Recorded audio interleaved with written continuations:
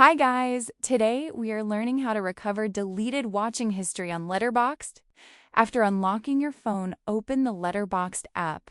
Now tap on the profile icon at the bottom right corner dot. This will take you to your personal account page. Here you can access your diary and watch history.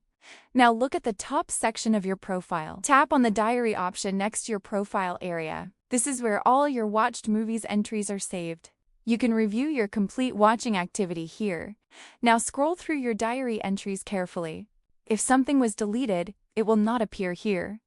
Unfortunately, Letterboxd does not provide a restore option, so you need to re-add the movie manually. Now go to the search bar and find the movie again. Open the movie page and log it back into your diary. This will restore your watching history manually. It will appear again in your list. And that's how you understand recovering deleted watching history on Letterboxd.